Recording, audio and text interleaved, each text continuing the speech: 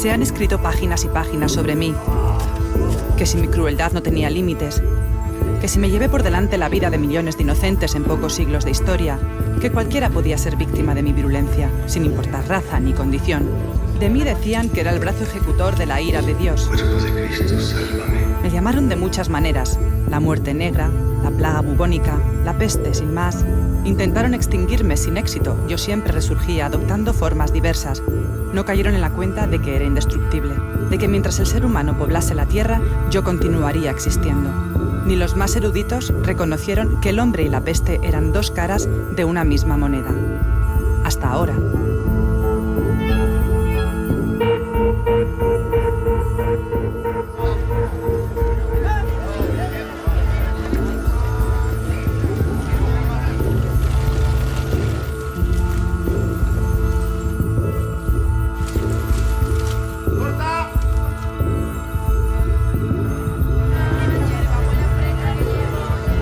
En realidad no era un argumento en sí, sino una idea vaga sobre una sensación que siempre había tenido, y es la de que me hubiera gustado pasearme por la Sevilla del 16, cuando esta ciudad era prácticamente la punta de lanza de la economía de Occidente. Y de ahí surgió todo, prácticamente.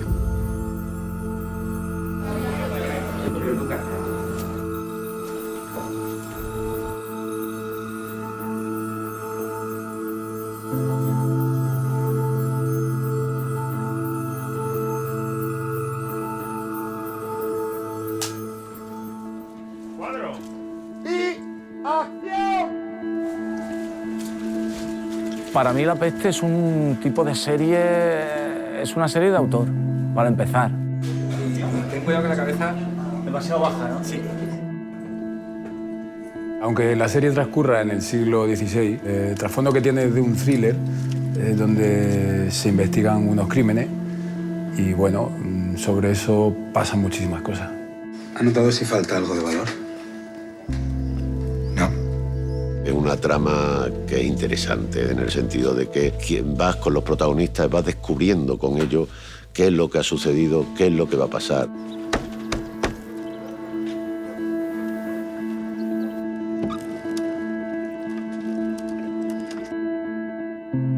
Esto es una película de poli en el siglo XVI. Y la religión ahí en medio. Apasionante. Para ser lo más veraces posible hay que conocer los matices de la realidad, y la documentación era importante, y pensar cómo pensaba el ciudadano de la época más. ¿Cómo te has hecho rico en tan poco tiempo? Sevilla es la ciudad de las oportunidades. Solo hay que saber aprovecharlas. La serie yo creo que va a gustar mucho porque no es lo corriente, ¿no? Algunas cosas yo creo que van a sorprender al espectador porque creo que estamos muy acostumbrados a ver la vida de los que mandaban, de los reyes. Parece que las series históricas tienden a tratar como los grandes asuntos. Y esto es un poco, yo creo que hablamos en parte de lo que le pasaba al ciudadano de a pie.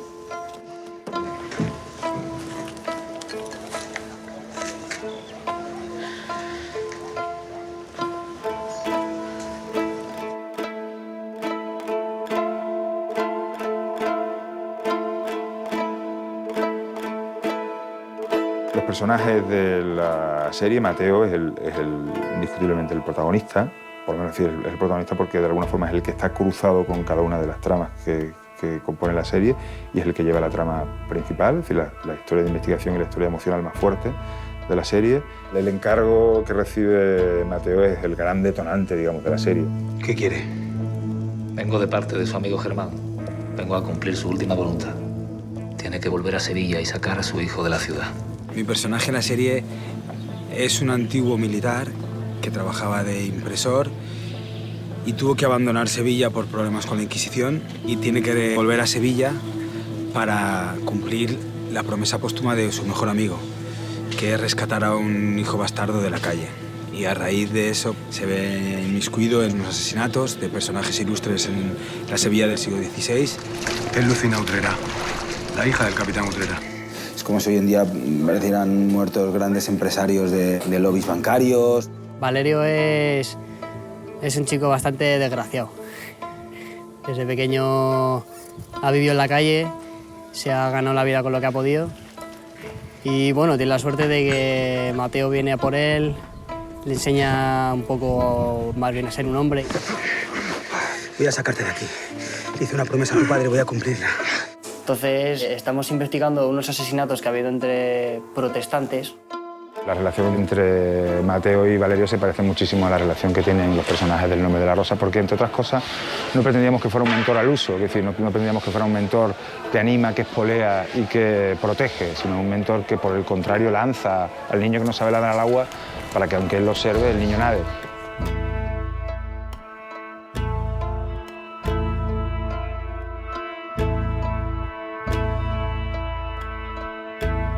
Pues mi personaje es el Inquisidor General de la Corte de Castilla. Quiero que encuentre al culpable. Si lo hace, será libre.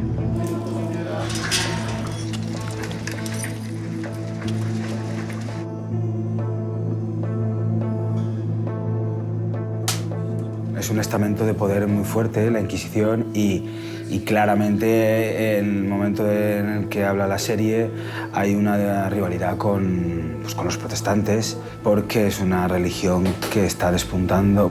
Hace unos años aparecieron textos protestantes en varias iglesias. Al poco tiempo estaban en todas partes, las plazas, los mercados, las tabernas. Esto era una policía del Estado, era una especie de la SS, de la Gestapo, de Hitler.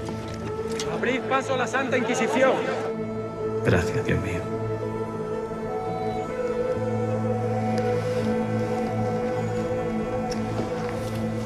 Interpreto a Luis de Zúñiga, que es un amigo de toda la vida de Mateo, el protagonista, y que, aunque tenga un origen humilde, pues se ha enriquecido bastante pues, con el trapicheo del comercio con las Américas y especulando con la pobreza de la gente.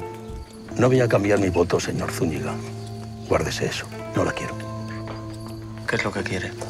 Por ponerte un ejemplo, diría que es Richard Channing en Falcon Crest, ¿no? Es un personaje despreciable, pero magnético. La verdad que ha sido un trabajo interesantísimo. A mí ha sido un máster en mí mismo, porque he descubierto otra manera de hacer, otra cuerda, otro color, ¿sabes? Que yo con el que nunca había trabajado y con el que me identifico más, porque creo que yo soy más parecido a Zúñiga que a Luisma, por ejemplo. ¡Acción! En general, bueno, si lo ordenas, todos los personajes de esta serie son peces fuera del agua. Y Teresa no es ninguna excepción.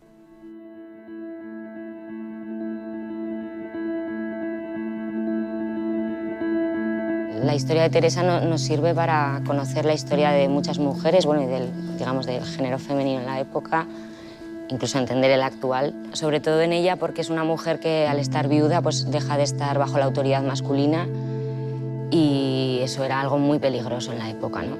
Mi marido ha muerto y la fábrica es mía y en mi fábrica decido yo. Por mucho que me amenace, no voy a rendirme.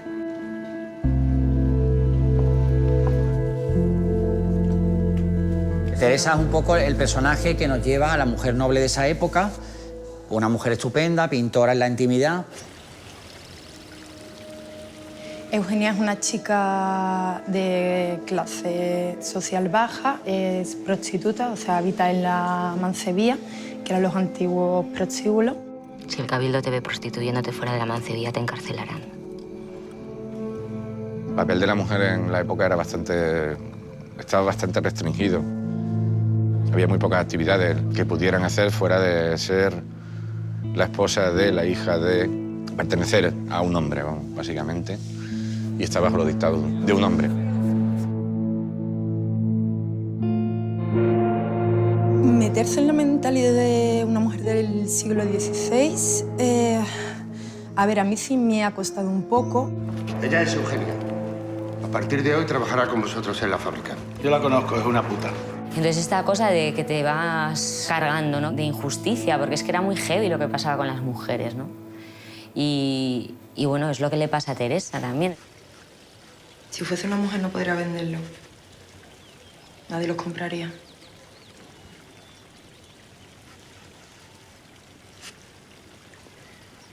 Cámbiate. Hemos terminado por hoy.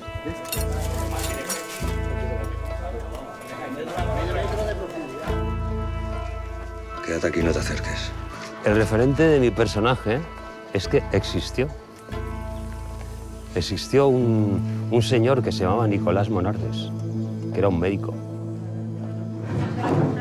Ah, sí, veo estupendamente de cerca. Joder, pero bien que te veo, macho. Y luego, cuando ya estás vestido, maquillado, dices, ahora empiezo a verlo.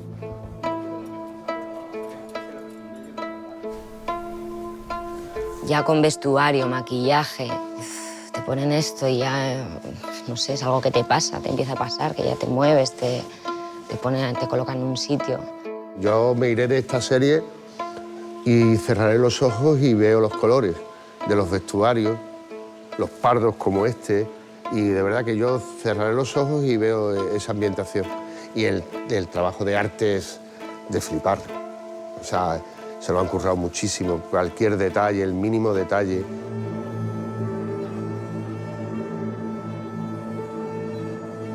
La ambientación de la serie es de las cosas que más va a sorprender al público. Es un viaje al siglo XVI.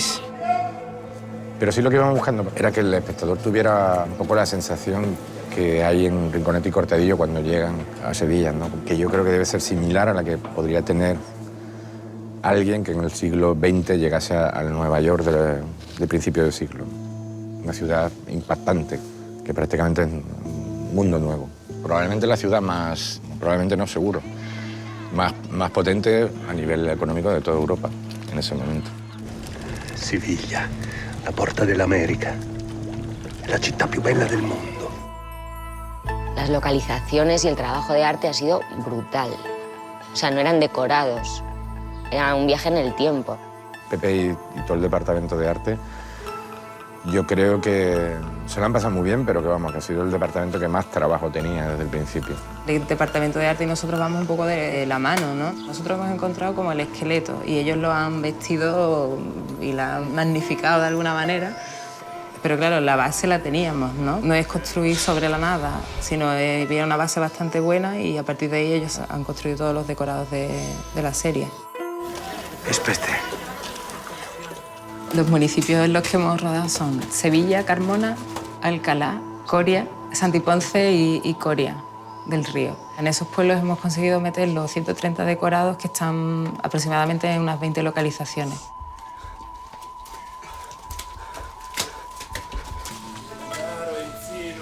De manera transversal sí que queremos mostrar esa Sevilla del siglo XVI, ¿no?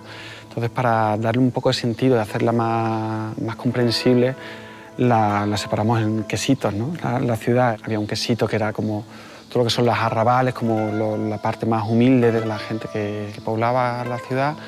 Luego está como un poco la zona más popular y luego ya la zona noble, para entender por qué espacios se están moviendo los personajes en cada momento, ¿no?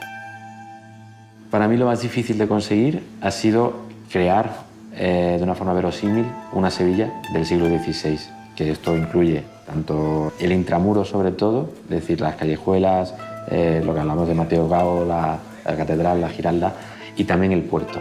Sin duda es como el reto, yo creo que principal a nivel de efectos visuales y es lo que más trabajo nos ha costado, pero es algo que ha quedado muy, muy bien. Lo realmente complicado es conseguir información acerca de la vida cotidiana, cómo eran las tiendas de la época, estaban o no empedradas las calles, cómo era el servicio, la servidumbre que llamaban, había saneamiento. Esos aspectos en los que no suelen detenerse los historiadores, mucho más interesados en los aspectos de la macrohistoria, pero que para nuestra serie tenían una importancia capital.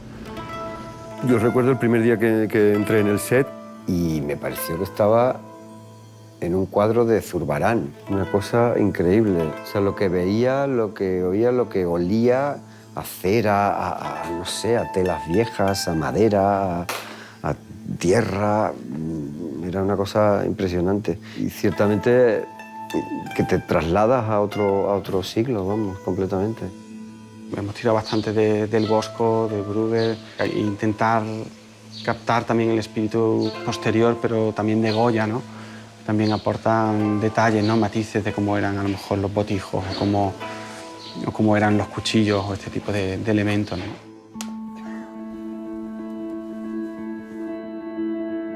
Y al final del rodaje lo que nos hemos dado cuenta que como todo era bueno, porque los decorados de Pepe eran increíbles, el vestuario era la hostia y las velas estaban ahí, la luz estaba ahí, lo que era bueno era enseñarlo todo y relacionar, y panear, ir de uno a otro, para que no veas que no hay trampa ni cartón, que todo está ahí, que es lo chulo. Ellos vienen y ¿cuánto ya estáis yendo? Dijiste por ahí, ver las cabezas, qué guay.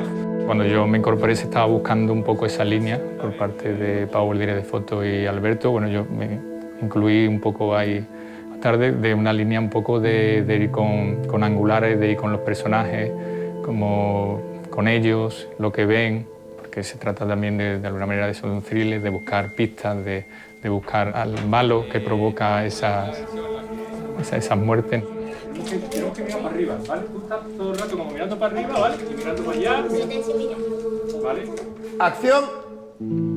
De referencias pictóricas, o sea, Pepe te puede dar mil referencias pictóricas y teníamos muchas, pero yo creo que lo interesante, o lo que intentamos en el proyecto, al menos desde mi punto de vista, con lo que hablamos con Alberto, era eso, intentar no querer ir a hacer un cuadro, que cada plano fuera un cuadro, sino que ir a llevar la época a la realidad, sino que tú te puedes creer que estás ahí metido, y luego ya si eso te va a recordar algo, que sea después, o sea, que el camino sea el inverso.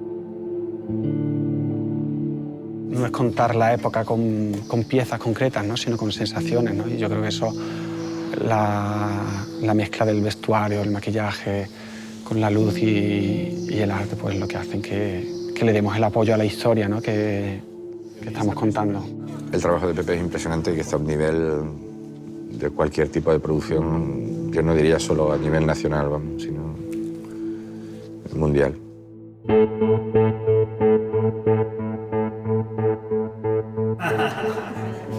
Yo tenía una cosa complicada ya de por sí, por la propia enfermedad de la que estamos hablando, que tiene sus secuelas y sus síntomas, digamos, físicos que se ven. Pero luego también había un montón de cadáveres, de putrefacción, de suciedad.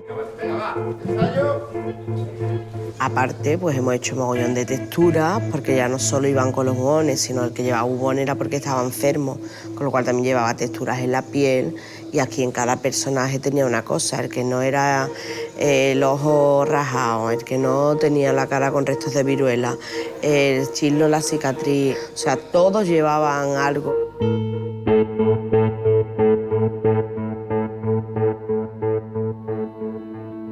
Habíamos hecho ya con Alberto años 80, años 70 en Isla Mínima, años 90 en El hombre de las mil caras, y aquí nos vamos pues al siglo XVI.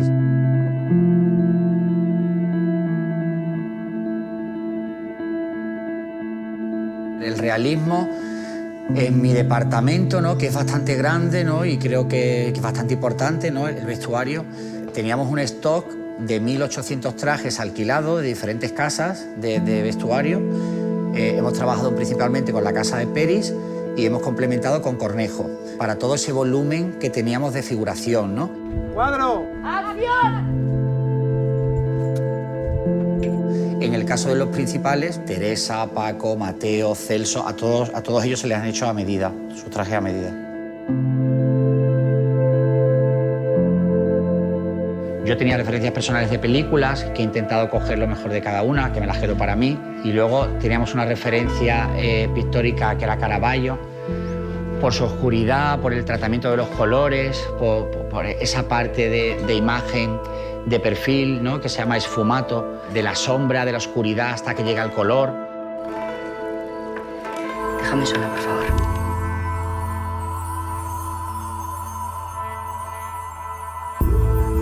Corta. Arte, vestuario, maquillaje, me parece que han hecho algo colosal. Lo que es imposible, por lo menos desde el punto de vista de guión, ponerle un mínimo pero. Yo creo que acompaña más que bien yo creo que era el ejercicio de guión y el resultado me parece que es criticable e incuestionable. A mí me parece que ha sido una apuesta muy valiente desde el primer momento por parte de Movistar. Y que creo que están haciendo muy bien no solamente captar talento, de coger a los mejores para hacerla, sino también tener la valentía de darle la libertad de crear fuera de los parámetros de la televisión en abierto, ¿no? Que yo creo que para eso se tiene que hacer. y que creo que hay mucho público deseando ver cosas diferentes y muchísimos actores, directores, cámaras y gente del medio queriendo hacer cosas diferentes. Y yo creo que Movistar lo está haciendo y lo va a hacer. Hace más suave la ida y la vuelta, ¿no? Sí.